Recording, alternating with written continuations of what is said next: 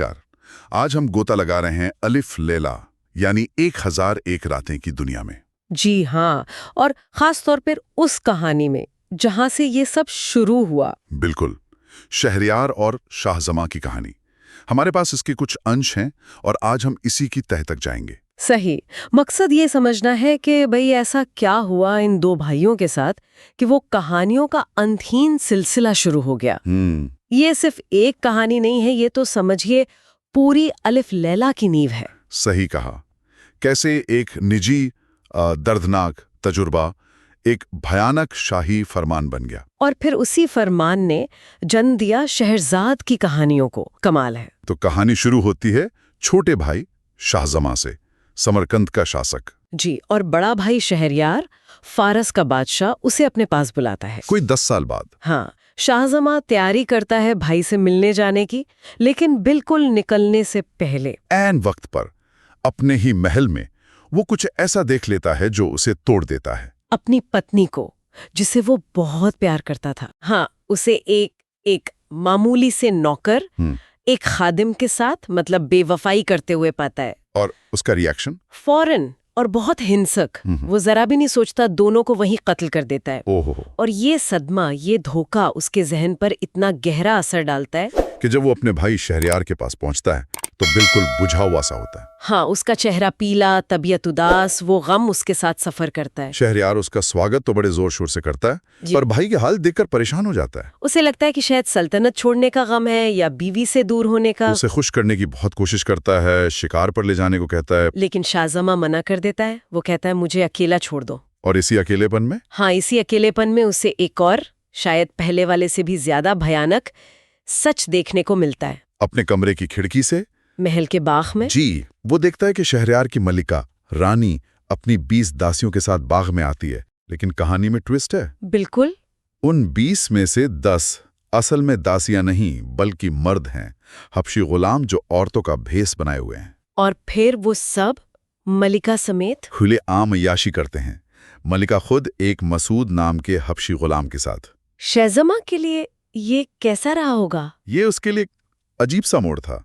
उसे एहसास होता है कि मेरा भाई इतना बड़ा बादशाह, वो तो मुझसे भी ज्यादा बदकिस्मत है। अच्छा। हाँ, उसे लगता है कि मेरा गम तो इसके सामने कुछ भी नहीं और दुनिया में शायद सब ऐसे ही धोखे खा रहे हैं। तो उसका अपना दर्द कुछ कम हो जाता है कुछ हद तक, और वो दोबारा थोड़ा खाना पीना शुरू कर देता है। फिर शहरयार शिकार से लौटता है जी। वो देखता है कि भाई का मिजाज बदला हुआ है। हाँ, वो हैरान होता है, पूछता है भाई क्या बात है, पहले तो तुम इतने गमगीन थे, अब ठीक लग रहे हो। जोर देने पर शाहजमा पहले अपनी कहानी बताता है, अपनी पत्नी वाली। जी।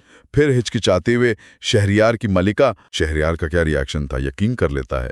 बिल्कुल नहीं। वो कहता है मैं कैसे मान लूं, जब तक अपनी आंखों से न देखूं यकीन नहीं करूंगा। तो वो प्लान बनाता है। हाँ, वो फिर से शिकार पर जाने का नाटक करता है, लेकिन छिपकर महल में ही रुक जाता है। और फिर अपनी आंखों से वही सब देखता है जो शाहजमान ने बताया था, मलिका का धोखा।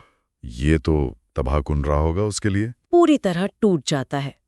दोनों भाइयों को लगता है कि दुनिया में वफा है ही नहीं, खासकर औरतों में। और वो इतने मायूस हो जाते हैं कि वो फैसला करते हैं कि ये राजपाट, ये सब कुछ छोड़कर निकल जाएंगे। और तब तक भटकते रहेंगे जब तक उन्हें कोई ऐसा इंसान ना मिल जाए जो उनसे भी ज्यादा बदनसीब हो, जिसका दुख उनसे भी बड़ा हो। तो वो निकल पड़ते हैं। जी।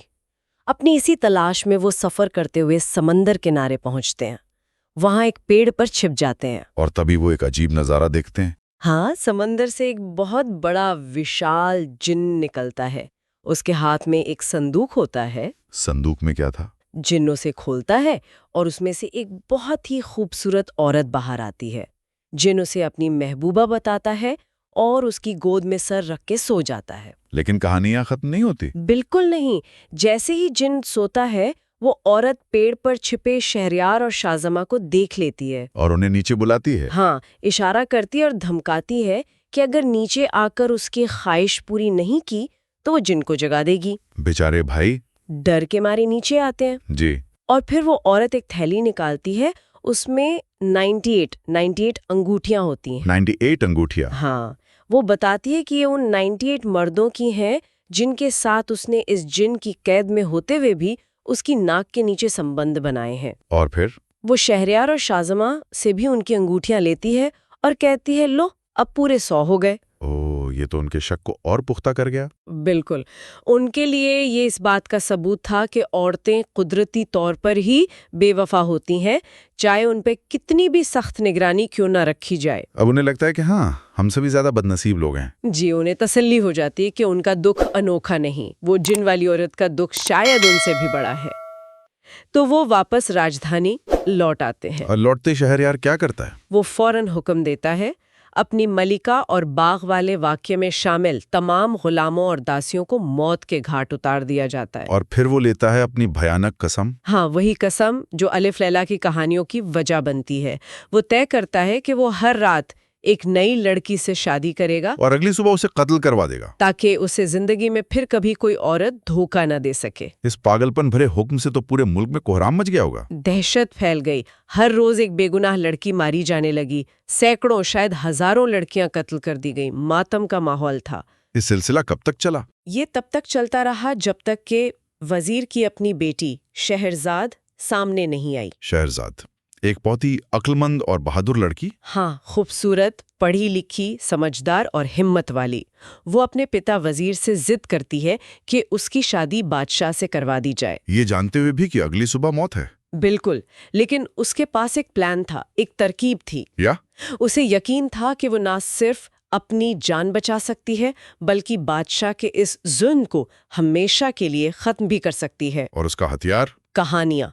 1001 रात तक चलने वाली कहानियां। और यहीं से शुरुआत होती है उन बेमिसाल कहानियों की। तो ये थी वो जड़, वो बुनियाद। हाँ, विश्वासघात, गहरी निराशा और एक भयानक इंतकाम की दास्तान, जिसने आखिरकार दुनिया को शहरजाद की शक्ल में कहानी कहने की कला का एक नया आयाम दिया। तो ये थी शहरयार और शाहजमा की कहानी, जिसने अलिफ लैला के दरवाजे खोले। एक निजी हादसे ने कैसे एक पूरी संस्कृति को प्रभावित किया। बिल्कुल।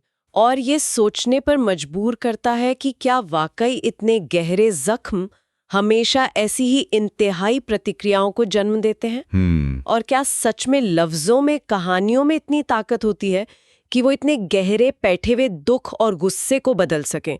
ये सवाल हमारे लिए है सोचने के लिए।